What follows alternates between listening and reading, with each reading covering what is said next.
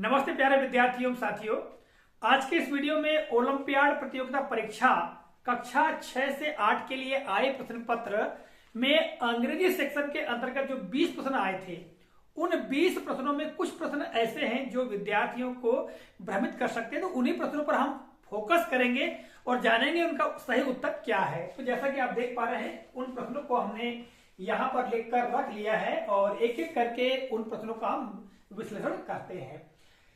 कुछ क्वेश्चन इस प्रकार से दिए हैं जैसे कि ब्लैंक से दिए गए हैं, जैसे कि आप देख पा रहे हैं question number 42, she is as blank as her sister. प्रश्न नंबर 42 में ये खालिस्तान दिया गया है और यहाँ पर 4 विकल्प दिए गए हैं, good, better, best, none of the above. तो 3 में से किसका चुनाव किया जाएगा? तो आंसर होगा good. She is as good यहां पर आ जाएगा, as good as her sister. इसका हिंदी अनुवाद क्या होगा कि जितनी उसकी बहन अच्छी है उतनी वह है। ठीक है, ये इसका आशय होगा। तो यहां पर गुड का प्रयोग किया, जबकि जो डिग्री की हम बात करें तो बेटर या बेस्ट का प्रयोग नहीं किया जाता है। ठीक, आगे बात करें हम प्रश्न क्रमांक 47, C is very blank to me. यहां पर ब्लैंक दिया गया है और यहां पर 4 विकल्प आप देखिएगा। यहां लिखा है डियर, DEAR डियर, यहां लिखा है DEER डियर, और यहां लिखा है DARE डेयर, और यहां पर जो स्पेलिंग है DAER, तो इसका कोई अर्थ ही नहीं है, ये निरर्थक शब्द है। तो अब यहां पर देखिएगा, C is very blank to me, मतलब वह बहुत मुझे है। तो बहुत मुझे क्या है आएगा यहां पर। एक डियर का मतलब होता है प्रिय, इस डियर का मतलब होता है हिरण, और इस डियर का मतलब होता है हिम्मत। तो भाई जब हम कोई बात बोलते हैं, हिंदी बोले अंग्रेजी बोले, तो हम क्या कहेंगे कि वह मुझे बहुत प्रिय है। तो प्रिय के लिए क्या आएगा? डियर। तो ए नंबर का ऑप्शन सही होगा। जबकि अगर हम डियर भरते हैं यहां पर, तो वह बहुत हिरण है मुझे, ऐसा तो हम बोलते नहीं है, या वह मुझे बहुत हिम्मत है ऐसा भी नहीं बोलते हैं। तो उत्तर क्या होगा? ये होगा। इसी तरह का जो अगला क्वेश्चन है, question number 48, the house is near the blank. इसका मतलब क्या हुआ? घर खालिस्तान के किनारे है। अब यहां 4 विकल्प देखिएगा, SEEC, SEAC और SHEC और CEEC।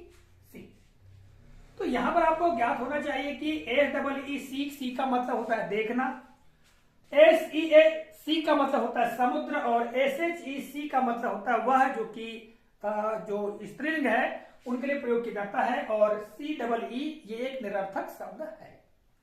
तो यहां पर देखिएगा, घर समुद्र के किनारे है हम कह सकते हैं, तो यहां पर आ जाएगा बी नंबर का सही, SEAC, यानी क्या आ जाएगा? The house is the near the sea, SEAC। जबकि हम SEEC नहीं भर सकते और ना ही SHEC भर सकते। तो ये समझ की बात है, अंग्रेजी भाषा पर पकड़ की बात है। आगे हम देखते हैं question number 49, he got hurt in his blank. मतलब उसे उसके खालिस्तान में चोट लगी, ये इसका हिंदी अनुवाद है। खालिस्तान में मतलब क्या आएगा? अब यहां देखिएगा, HEAL हील, हील का मतलब होता है स्वस्थ। ठीक है, आगे हम देखिए HEEL हील, हील का मतलब होता है एड़ी, और यहाँ HIAA हिल, हिल का मतलब होता है पहाड़ी, और ये HAEL ये निरर्थक शब्द है। तो उत्तर क्या होगा हमारा? HEEL हील, अर्थात he got hurt in his heel, उसे एड़ी पर चोट लगी, उसे उसकी एड़ी पर चोट लगी, है ना। आगे देखिएगा, यहां पर ये थोड़ा सा कंफ्यूज करने वाला प्रश्न था और इसमें 2 विकल्प सही होंगे मेरे अनुसार। आप देखिएगा, रवि ब्लैंक हॉकी एवरीडे, अर्थात रवि प्रतिदिन हॉकी, अब क्या आएगा? खेलता था आएगा कि खेलता है आएगा? तो यहां पर 4 विकल्प जो दिए गए हैं, प्ले तो आएगा नहीं, क्योंकि रवि जो है एक वचन करता है, इसलिए क्रिया का बहुवचन रूप प्रयोग नहीं होगा। दूसरा है प्लेड, तो प्लेड आ सकता है, यानी Ravi played hockey every day, Ravi प्रतिदिन हॉकी खेलता था, ये वाक्य भी सही होगा। और अगला जो दिया है प्लेस, ये भी सही होगा। Ravi plays hockey every day, Ravi प्रतिदिन हॉकी खेलता है। तो यहां पर थोड़ा सा कंफ्यूजन की स्थिति है, भ्रम की स्थिति है कि भाई प्लेड आएगा कि प्ले आएगा। यदि हम ऐसा लिखते हैं कि रवि प्लेड हॉकी एवरीडे, तो ये पास्ट इंडेफिनिट टेंस या पास्ट सिंपल टेंस का वाक्य बन जाएगा। यदि हम ऐसा लिखते हैं कि रवि प्लेस हॉकी एवरीडे, तो यह बन जाएगा प्रेजेंट इंडेफिनिट टेंस अर्थात प्रेजेंट सिंपल टेंस का वाक्य। तो यहां पर दो विकल्प जो है वो सही होंगे, ठीक है। और अंतिम जो भ्रमित करने वाला क्वेश्चन था उसको भी हमने यहां लिया है, क्वेश्चन नंबर 58, राइमिंग वर्ड से संबंधित था। तो यहां पर एक शब्द दिया गया है SAIL, सैल। सैल का मतलब होता है समुद्र में तैरना या नाव जहाज का चलना, ये कहलाता है सैल। अब सैल जो है इसके लिए इसका राइमिंग शब्द यहां ढूंढना है हमको। तो यहां पर यह TALE टेल, FELL फेल और WELL वेल और DELL डेल। तो यहां पर आप देखेंगे इसके लिए जो राइमिंग शब्द, राइमिंग जो वर्ड है वो होना चाहिए FAIL फेल, या और भी कोई हो सकता है, ठीक है।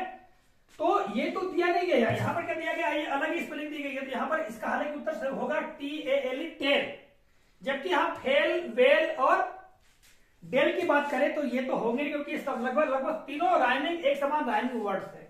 किंतु इसके लिए हम बात करें तो यही आएगा उत्तर में, किंतु ये नहीं होना चाहिए।